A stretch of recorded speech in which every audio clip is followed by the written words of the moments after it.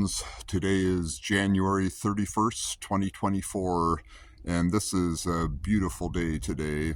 It's crisp and cool. There's a cold wind blowing and the sun is shining, feeling nice and warm. So really just a beautiful day, and it's been like this for a few days.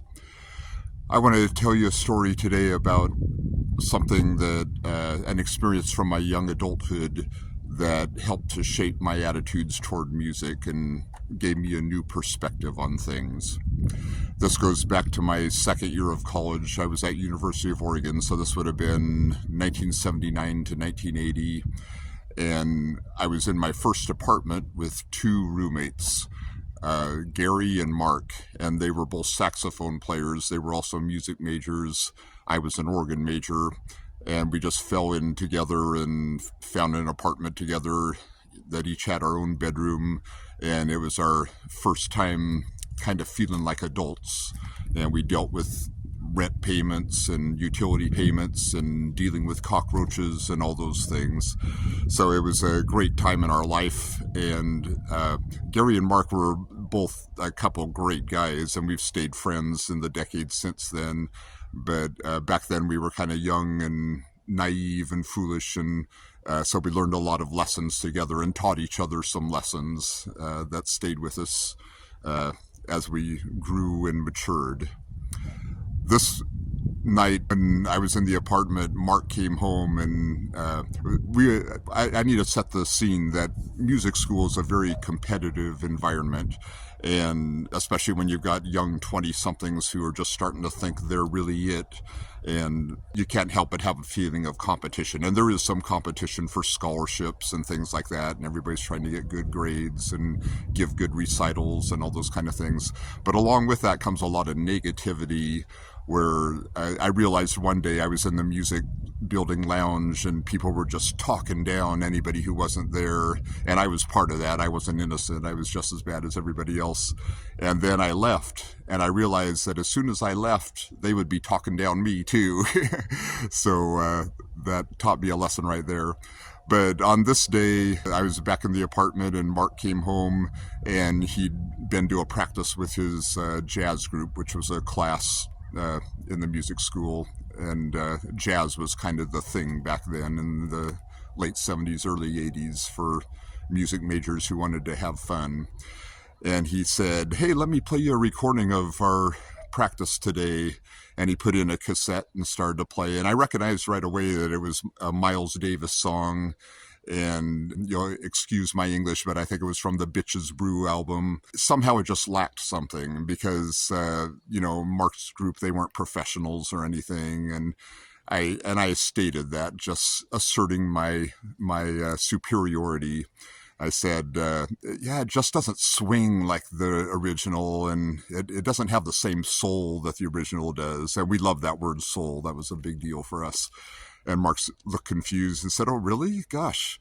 Well, let me play the original and we'll compare it." And so he changed the tape up a ways and played the original. And I said, "Yeah, see, that's got it. That's got the soul. That's got the swing. That's got the feel and all that. And you guys just don't really have that yet. Yeah, you're good, but you don't really have that." And so he said, "Well, let's compare again." So he backed up the tape to his band and played that. And I said, "Yeah, see, can you hear it? It's just not the same." And he said, "Okay, I want to hear the original one more time." So he moved the tape up and he played the original. I said, "Yeah, I mean, it's obvious. You can tell." And then somewhere around in there, it started to dawn on me that he was playing the same tape over and over, and that he was just playing the original. It was Miles Davis and all Herbie Hancock and all those guys, or maybe it was Chick Corea, whoever's playing on that album. And even to this day, when I tell this story, I am so embarrassed in that I was reading into it just something to show how smart I was, or something to show that my taste is superior to everyone else's, or that I know something nobody else knows, or I'm more perceptive than everybody else is. And let me tell you, that taught me a big lesson about how proud to be in music. And really, it was years later after we graduated, and I was there 6 straight years and got my master's degree. And it was maybe a couple years after that, so 7 or 8 years later, that it finally started to dawn on me that music isn't a competition. It's not like an Olympic event or a sport or something like that.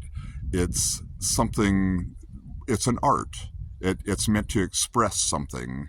And maybe it's meant to be fun. Maybe it's meant to express sorrow or sadness. And it's meant to connect the composer to the performer to the audience. There's meant to be a connection there. It's not something where you go in and just sit there and critique and watch their technique and talk about that. There's an art there. And once that dawned on me, music started to become a whole lot more fun, and going to concerts started to become a whole lot more fun, and interacting with other musicians was a whole lot more fun. And when I got to the point where I was giving music lessons, it was fun, and it just gave a whole new layer of enjoyment and pleasure and meaning to the art. A lot of people that I talk to about music, it's a cool thing to say, I love all kinds of music, and that's just about what everybody says. But a lot of people have an except. They say, I love all styles of music except country, or I love all styles of music except rap. When you have an except, that doesn't say something about the shortcomings of the music or that you're superior to some genre or something like that. What it says is about you. It says that you have some shortcomings that you are not able to understand, maybe because you have the wrong background, maybe because you're not willing to invest yourself to learn about the style of music. Maybe you're just not educated enough. It's a rough word, but ignorance. You're ignorant of that style of music.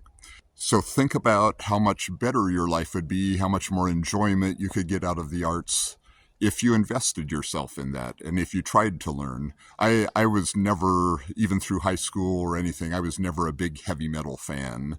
And it just didn't appeal to me. I didn't learn who the bands were. I didn't learn who the big guitar players or singers were. I knew a couple songs, but hardly any really. But in the years since then, I met a lot of people who just love heavy metal. They just live for it. They know everything. They memorize the guitar solos. If they're a guitarist, they memorize how to play them sometime. Or if they're just a fan, they memorize all the phrases and the riffs and all that. And some of them are so into it that it makes me excited about it. And so going off their excitement, I wanted to know what makes them excited. So I started listening to it, and I started to get an appreciation of it. And working with some students who love it, we dive in and analyze it and get the form and the chord progressions and all that, and I start to realize how well constructed it is and how virtuosic it is, and eventually there's some songs that I just really love, and I get a lot more pleasure out of that. Likewise, I was never a huge rap fan, and I didn't have the background for that, or I wasn't in there from the beginning, and it just wasn't interesting to me. It didn't speak to my life, a lot of it, so it was hard to identify with. But since that, I met a lot of people who are really into rap. They know the history, they know all the bands, and the development of it through the decades. And with their excitement, it makes me excited, and that makes me want to learn. And so I've listened to some recordings and watched some live recordings, and I start to appreciate the rhythms of the words and the rhyme patterns and the textures of the sounds they use, the beats and all that kind of thing. And I found some that I can actually identify with, that I really love to listen to, and it has a certain energy to it that I can't get from anywhere else. So my advice to you is, if you're going to go out in life and look for things to complain about, you will never be disappointed. You will always find something to complain about. If you're going out in life and looking for things to appreciate and find the beauty of, you are going to find that beauty. It depends on what you're looking for. If you go to a concert to critique, to judge, put down, pick apart, then have at it. You will not be disappointed. There's always something to critique, and always something that you can pick apart and say could have been better. If you're going to a concert to open to new experiences and to find the beauty in the music, or the expressiveness in the music, or the energy in the music, or the texture in the music. You're going to find that, and it's a great journey, and it's a great way to approach life and approach the arts. I have in my life, I've bought tickets to concerts that somebody told me was really good that I knew nothing about at all. I just felt like going to a concert, and I said, oh, somebody said they're good, and I don't even know one song, and I go, and I learned so much from that, and it's the joy of a totally new experience. If you go see a band that you love and you've listened to all the recordings over and over, you know kind of what to expect, and you're not likely to be surprised. You'll have a lot of fun and you'll enjoy it, and it'll be maybe the best concert of your life, but you're not likely to be surprised. If you go and open yourself up to new experiences and have an open mind and open ears and an open heart, you can be surprised and amazed, and you can find a revelation that might not be possible when you're just going the same familiar paths. For those of you like me who work with young people, you need to have that same attitude. You need to encourage and find what's good in what they have to offer. I'm talking about the arts in particular. Find what's good in what they have. Find out what they love about the arts. What has drawn them to the arts, and what are they looking for? What are they trying to express?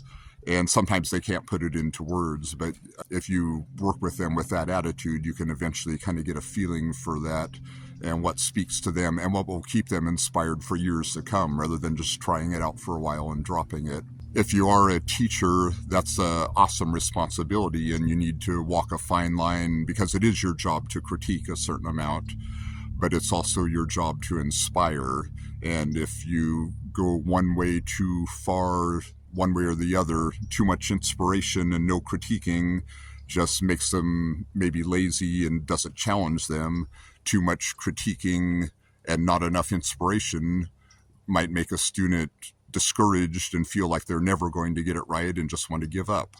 So it's finding that fine line and making that relationship, that student-teacher relationship, where you can lead them along and inspire them, sometimes maybe really hard on them, other times just let them enjoy the fruits of their labor and give them the compliments that they deserve. As we interact with each other, let's encourage each other and let's find the good in each other. Just like in a piece of music, if you go looking for beauty, you can find it in a person. If you're meeting a person that you don't know and maybe they're kind of off-putting in some way, or you can't relate to them or something, look for the beauty in that person. Look for where their heart is and what speaks to them in life, and give them the benefit of the doubt. Give them encouragement as much as you can. Give them a listening ear as much as you can, because sometime you're going to be that person. You're going to need the listening ear, and you're going to need the encouragement. And that is a good way to go through life, not just talking about the arts, but talking about life. If we can all interact with each other and approach each other with a spirit of support and encouragement, lifting each other up instead of putting each other down, it's going to make the world a better place for all of us. And sometimes it's up to us to do that. Sometimes we need to be the encourager and the supporter. Sometimes we are the one who needs the encouragement and the support. Everybody is carrying something. Everybody's got something they're dealing with. And we're all trying to do the best we can with what we have. We're all trying to get through this life one day at a time.